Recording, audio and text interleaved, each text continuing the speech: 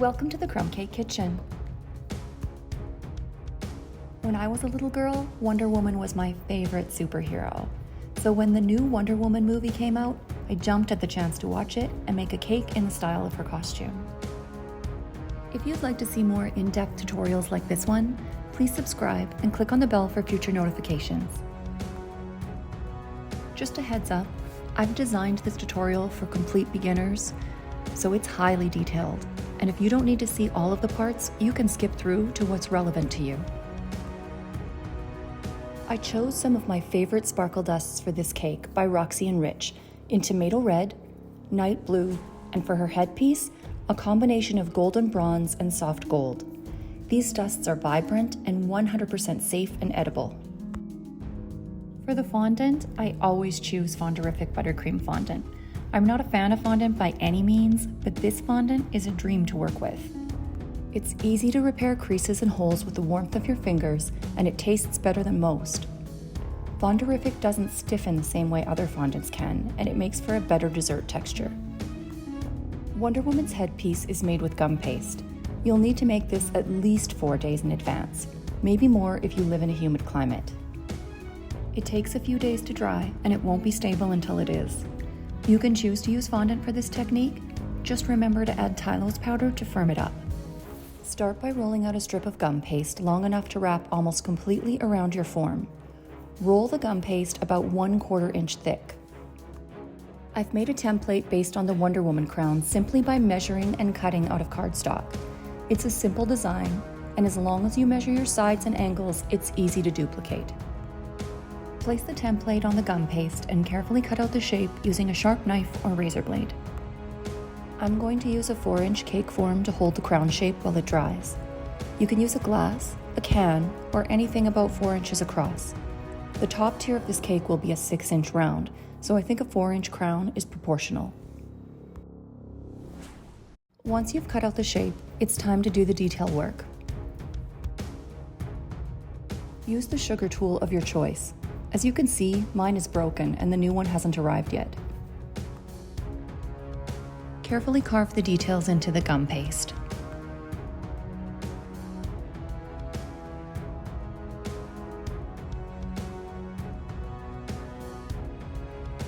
I prefer to use a ruler when I can to press the longer line detail into the gum paste.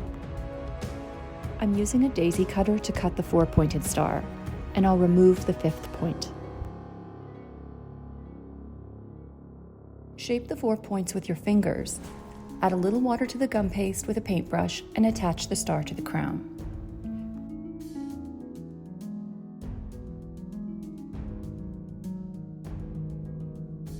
I'll make the smaller points by rolling a tiny cone in my hand and attaching them between the larger ones with water.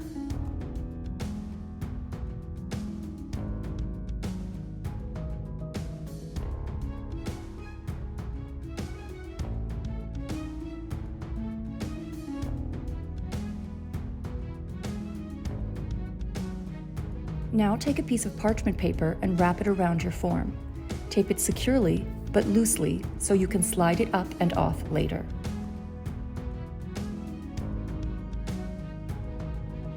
I like to add a little bit of lard to the surface of the parchment paper so the gum paste will stick securely while it dries. Carefully pick up the crown and wrap it around the form. Now set it aside to dry.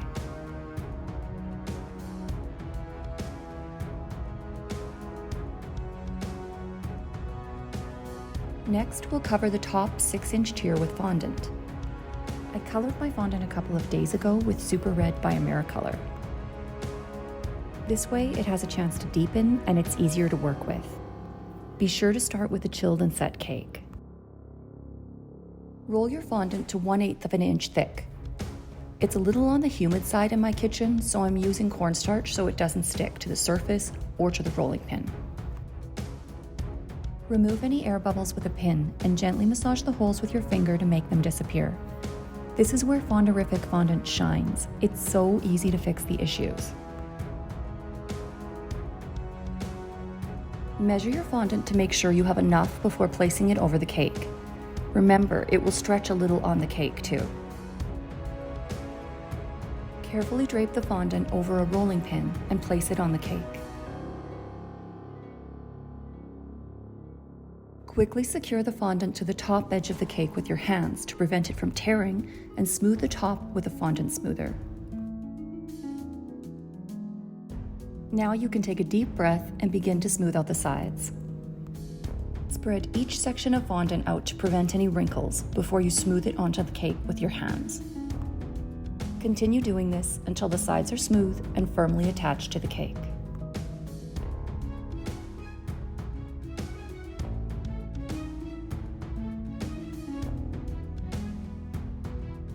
If you come across any bubbles, poke them with a pin and smooth them out with your fingers.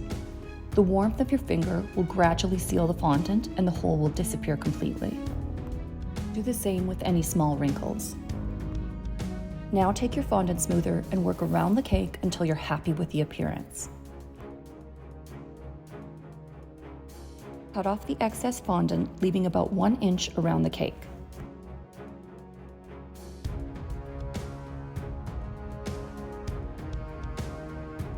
Place a cake board that's larger than the cake on top and flip the cake upside down.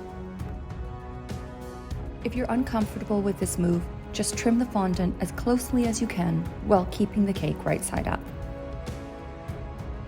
Carefully remove the top board and push the excess fondant up and over the cake edge.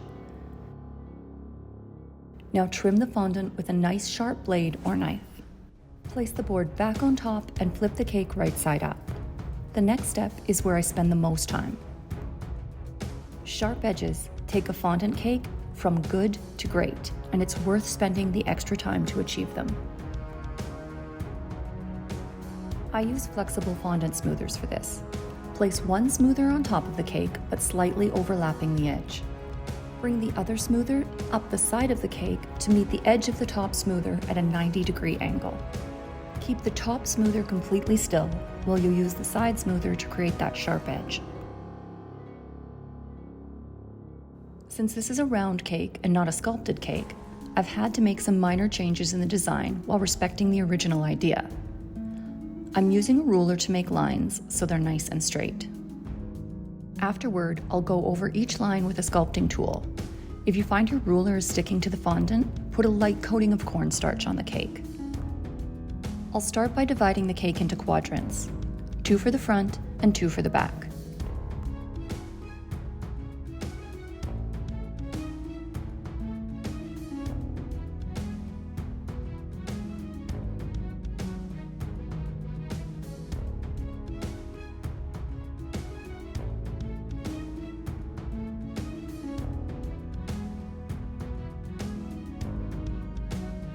Now let's add the line detail of Wonder Woman's torso. A W is incorporated into the design if you look closely.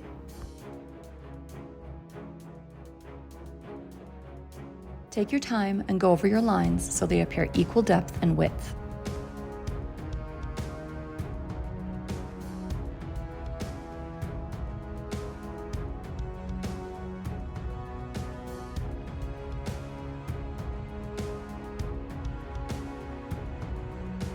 This is the front I'm working on first. Using your ruler, make sure that you have equal lines and keep them parallel to each other.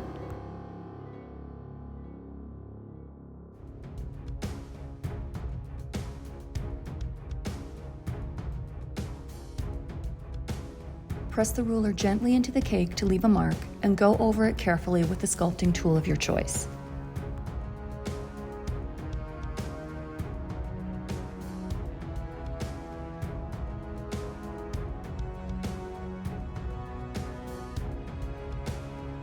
I find it easier to sit down and do this with the cake at eye level.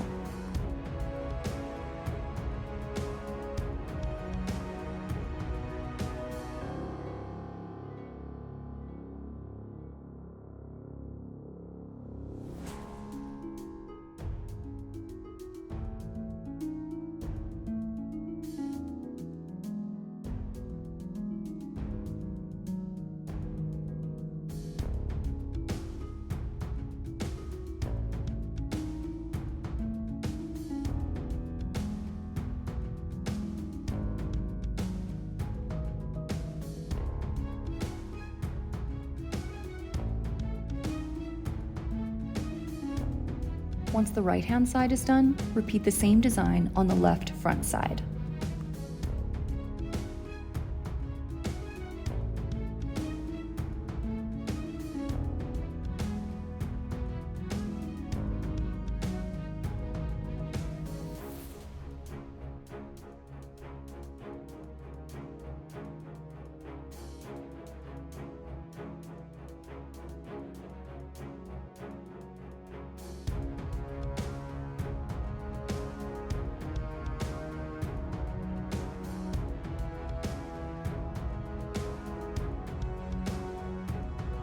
The back is quite simple. Repeat this pattern on both sides.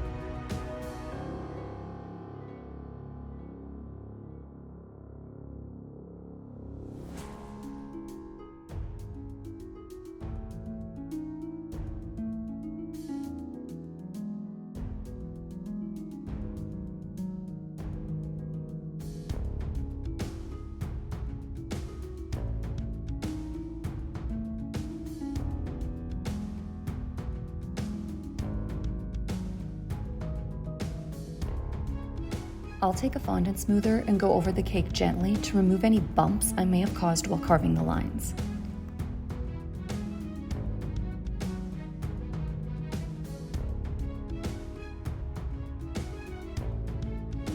Once you've finished, take your sculpting tool and go over any lines that need to be tidied up. This next part is even more fun than the last. Mix your luster dust with alcohol. I typically use Everclear, but today I ran out, so I'm using vodka in its place. Make a nice smooth paint about the consistency of white school glue. If it appears powdery once you brush it on the cake, add a little more Everclear or vodka. Brush the paint on in the direction of the design for the best finish. Continue painting until the entire cake is covered. Set it aside to dry. Now that the crown is dry, it's time to paint it. Using the same technique as the top tier, mix your luster dust. I used a combination of soft gold and antique bronze luster dust to get the color I wanted. You'll need 2 coats for this. It's better to apply 2 light coats than 1 heavy one.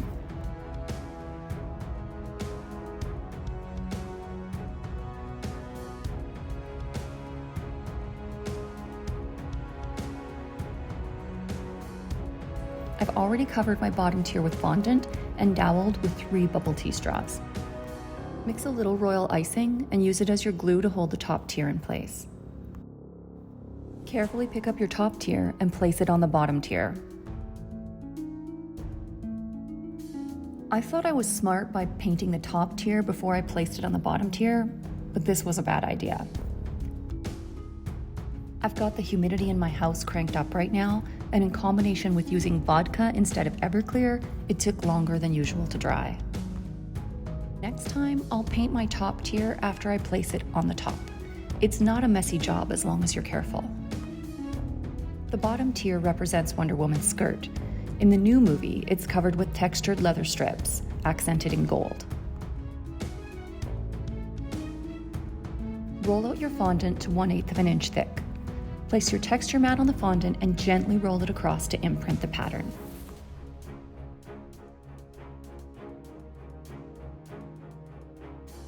I've pre-measured my cake and made templates for the leather strips. Cut your strips out of the fondant working in sections.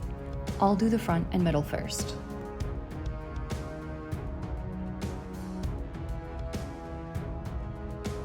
Apply a thin coat of water to the cake and place your leather strips one at a time.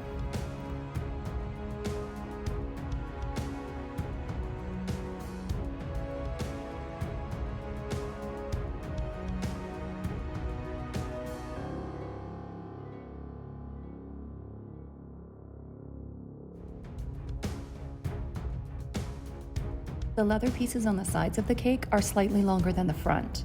Cut them longer, but follow the same pattern as the front. Do this on the back as well.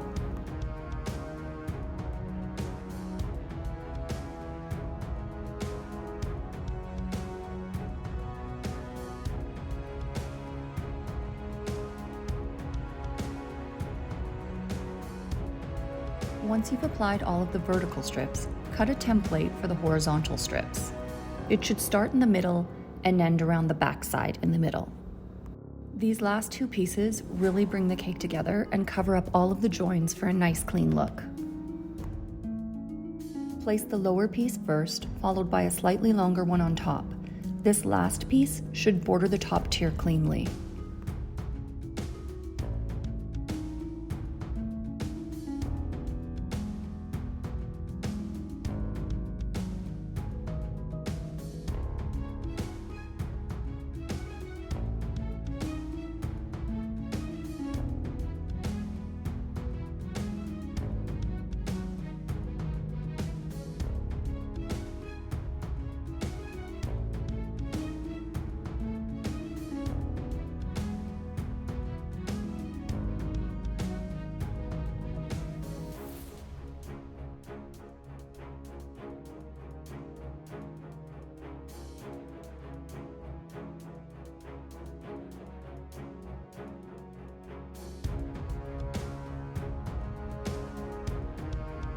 Time to paint the leather pieces. Mix your luster dust with Everclear or vodka and paint all of the vertical and horizontal pieces you just attached, leaving the fondant underneath unpainted. Look at that fabulous blue color. Let the paint dry for a few minutes before you add the finishing detail work. I'm making a thin gold braided rope to border the top tier. I like to use a fondant strip cutter to cut my rope, so I know I have even amounts for both pieces.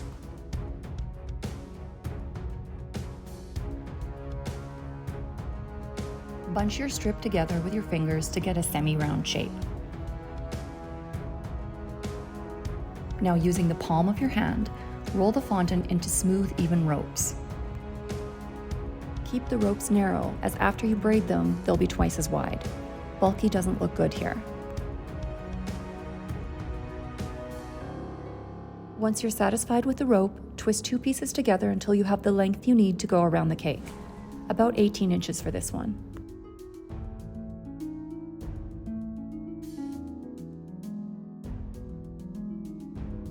Dust the braided rope with a good coating of dry luster dust in the gold of your choice. I used a soft gold.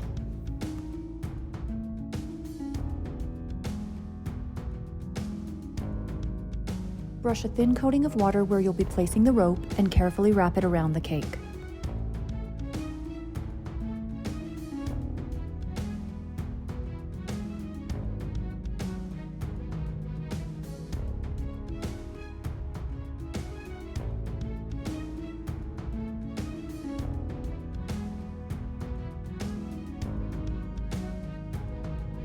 Now that the blue metallic paint has had time to dry, mix a small amount of metallic gold. Paint the bottom of each vertical piece with a simple gold edge, being careful not to get it on the fondant underneath.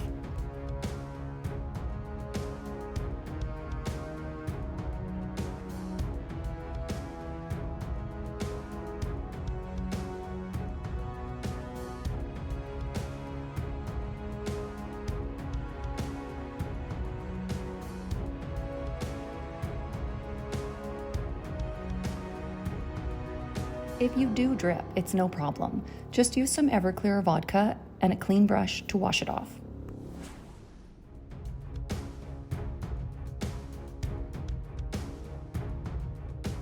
And finally, place the crown on top of the cake.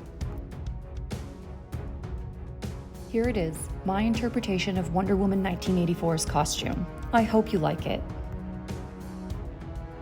If you have a tutorial you'd like to see, send me a note in the comments below.